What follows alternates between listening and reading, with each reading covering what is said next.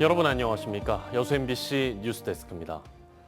문재인 정부의 국정과제였던 법정 문화도시 사업이 내년 예산을 확보하지 못해 사실상 폐지 수순을 밟게 됐습니다. 지난해 예비 문화도시로 선정된 뒤 최종 평가만을 남겨놓고 있던 광양시는 당혹스러움을 감추지 못하고 있습니다. 문형철 기자입니다. 최근 문화체육관광부가 광양시에 보낸 공문입니다. 제5차 문화도시 지정을 위한 평가 절차를 중단한다는 내용. 내년에 필요한 사업비가 정부 예산안에 반영되지 않으면서 사업 추진이 불가능해진 겁니다. 법정 문화도시는 문재인 정부의 핵심 국정과제로 연간 최대 100억 원의 국비를 지원받을 수 있어 광양시가 역점을 둔 분야이기도 합니다. 수준 높은 문화가 광양에 형성돼 있다 하는 평가가 나오면 관광객들이 관광만 보고 온 게 아니고 문화도 보고 올 수 있다. 법정 문화도시로 지정받기 위해 정부 평가를 기다리고 있던 예비 문화도시는 광양시를 포함해 16곳. 사업 추진이 중단되면서 지자체들은 당혹스러움을 감추지 못하고 있습니다. 정부는 대신 대한민국 문화도시를 지정해 국비를 지원하겠다며 오는 11월 중순까지 전국 지자체들의 공모를 받기로 했습니다. 하지만 광양시를 비롯한 예비 문화도시 입장에서는 여러 지역과 다시 경쟁을 해야 하고 2달 남짓한 기간 동안 새로운 평가 기준에 맞춰 사업 계획을 재수립해야 합니다. 도시 브랜드를 부각할 수 있는 어떤 그런 콘텐츠의 앵커 사업이 굉장히 중요한데요. 저희 시에 국한되는 게 아닌 인근의 도시들하고 연계를 해야 되고. 갑작스러운 사업 중단에 대해 일각에서는 전 정부 흔적 지우기란 비판이 일고 있는 가운데 문체부는 올 연말까지 13곳의 문화도시 대상지를 선정할 계획입니다. MBC 뉴스 문형철입니다. 전라남도가 고수온으로 폐사한 어류를 신속히 처리하기 위해 예비비 1억 원을 긴급 편성해 피해 지역에 추가 지원했습니다. 지난 7월 6일을 시작으로 전남 전 해역에 고수온 특보가 발령됐는데 긴 장마가 끝나고 수온이 가파르게 올라 현재까지 여수와 완도 해역 129어가에서 조피볼락과 넙치, 조기 등 약 562만 8천 마리가 폐사했습니다. 한편 전남도는 고수온 대책 상황실을 운영하는 등 고수온 피해 방제에 총력을 기울이고 있습니다. 전남도 의회가 일본 원전 오염수 방류 수산업 대책 특별위원회를 구성했습니다. 특별위원회는 일본 후쿠시마 원전 오염수 해양 방류에 따른 수산업 종사자들의 피해를 최소화하기 위해 마련됐습니다. 위원회는 또 도민의 안전과 생존권이 지켜질 수 있도록 앞으로 실천 가능한 대책을 마련하기로 했습니다. 바다가 보이는 대형 풀빌라와 독채 펜션 요즘 인기가 많습니다. 여수에도 참 많은데요. 그런데 이 시설들 가운데 일부는 영업인가를 받기 쉬운 농어촌 민박업으로 신고해놓고 높은 숙박요금을 받고 있습니다. 김단비 기자입니다.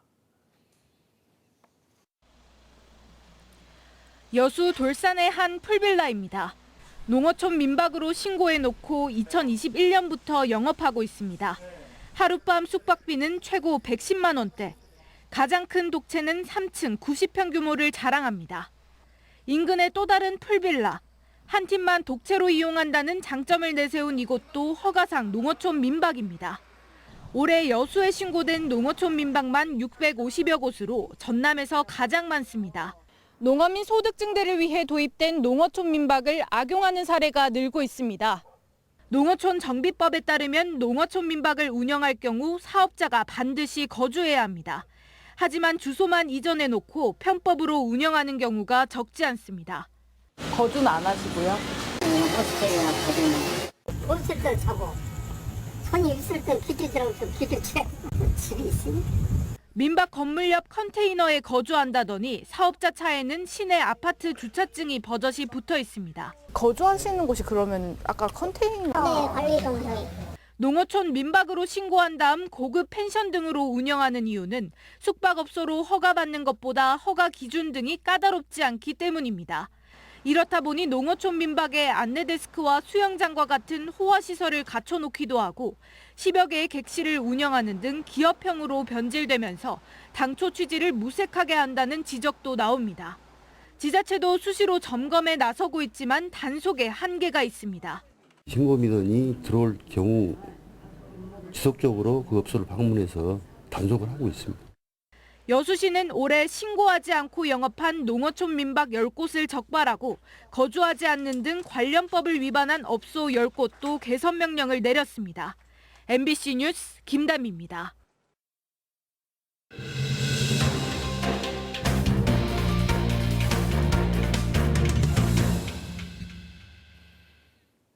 농촌 쇠퇴와 고령화로 학령 인구가 감소하는데도 개교 100주년의 명맥을 이어가고 있는 고흥의 한 초등학교가 있습니다. 지역 배움의 터로 그동안 폐교만은 안 된다는 생각에 학교 동문과 주민들을 중심으로 학교 살리기에 주력한 결과입니다. 강서영 기자가 취재했습니다. 고흥 동강초등학교 학생들이 개교 100주년을 맞은 학교의 모습을 그립니다.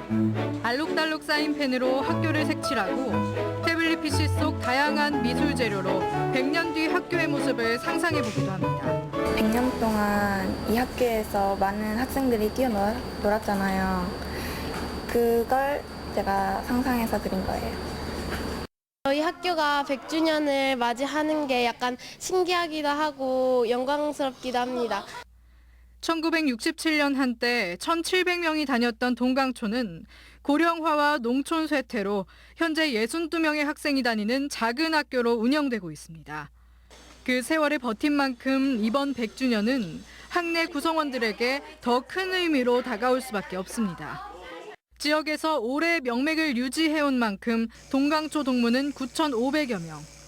자신은 물론 네 자녀 모두 동강초 동문이라는 한 학부모는 낡아버린 학교 건물을 볼 때마다 감회가 남다릅니다. 저는 66회 졸업생이고요. 그 셋째 아이가 여기 100회 졸업생이 될 거라서 되게 뜻깊게 생각하고 있습니다. 동강초 동문회는 100년 전 일제강점기에도 배우고자 하는 열망으로 땅을 기부하고 학교를 세운 주민들과 선배들에게 경의를 표한다고 밝혔습니다.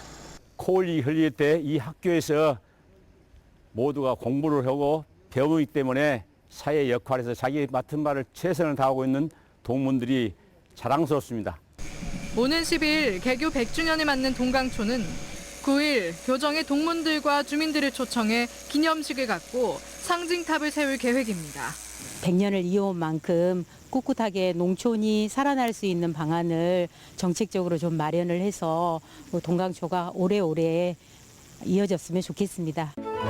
학령 인구 감소로 시골 학교들이 줄줄이 폐교되는 위기 속에서도 탄세기를 넘기며 지역 인재 양성에 힘쓰고 있는 학교들이 주목을 받고 있습니다. MBC 뉴스 강서영입니다. 고흥군이 관내 산림자원을 활용한 산림복지 중심지 육성을 위해 국립 파령산권역 산림치유원을 유치하기로 했습니다. 고흥군은 산림복지에 대한 사회적 수요가 크게 늘면서 오늘 산림청을 방문해 파령산 자연휴양림과 편백치유의 숲을 활용한 산림치유원 사업의 필요성을 피력하고 신규 조성을 건의했다고 밝혔습니다. 고흥군은 국립공원 파령산 일원이 종합산림복지단지인 산림치유원 조성에 최적지라며 광주와 전남, 경남을 아우르는 남부권 최고의 산림치유원을 반드시 유치하겠다고 강조했습니다. 전라남도와 경상남도 여수시가 오는 8일까지 광주에서 열리는 대한민국 기후환경에너지 대전에서 제33차 기후변화협약 당사국 총회 유치를 위한 홍보 부스를 운영합니다. 이들 지자체는 당사국 총회를 남해안 남중권에 유치해야 하는 당위성을 설명하는 데 주력할 계획입니다. 또 COP33 유치를 국가계획으로 승인하기 전에 개최 지역을 확정해 줄 것을 요구하는 서명운동도 함께 진행할 예정입니다.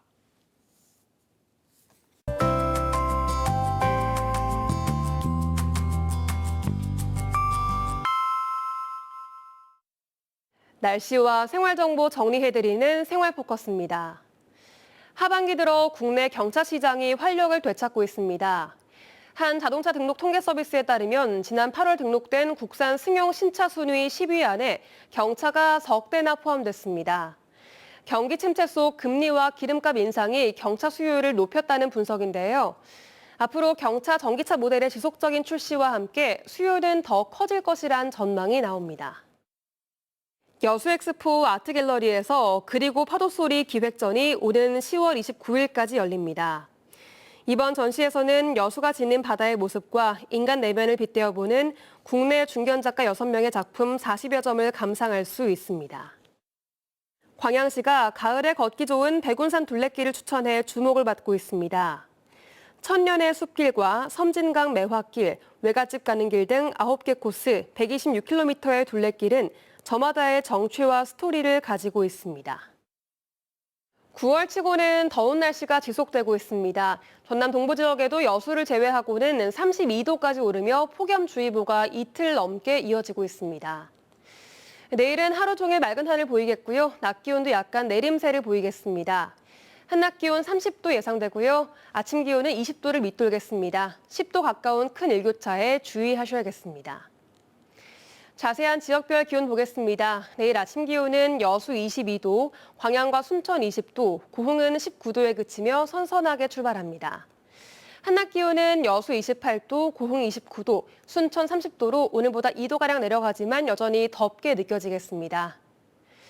해상에는 대체로 맑겠습니다. 바다의 물결은 앞바다에서 1에서 2m, 먼바다에서는 최고 2.5m로 일겠습니다. 여수의 내일 만조 시각은 오후 2시 33분, 간조 시각은 오후 8시 35분입니다. 지금까지 생활포커스 송미라였습니다. 전라남도가 도내 16개 군 지역에 만원 주택을 건립합니다. 전남도는 청년과 신혼부부의 주거 안정을 위해 인구 소멸 지역으로 분류된 16개 군에 오는 2035년까지 100에서 200세대 규모의 아파트를 순차적으로 건립할 계획이라고 밝혔습니다. 전남형 만원주택은 전용 면적 84제곱미터와 60제곱미터 두 가지 형태로 건립되고 보증금 없이 월 1만 원의 임대료로 최대 10년 동안 거주할 수 있습니다. 포스코 노사의 임단협 교섭이 처음으로 결렬된 가운데 조합이 쟁의대책위원회를 구성하고 투쟁의 수위를 높이고 있습니다. 포스코 노조 광양지부 조합원 등은 오늘 제철소 1문 앞에서 쟁의대책위원회 출범식을 갖고 사측이 핵심 협상 내용을 제시하지도 않은 채 노조가 일방적으로 교섭 결렬을 선언한 것으로 호도하고 있다고 비판했습니다. 노조는 또 사측이 성의 있는 협상안을 내놓을 때까지 투쟁으로 대응하겠다고 밝혔습니다.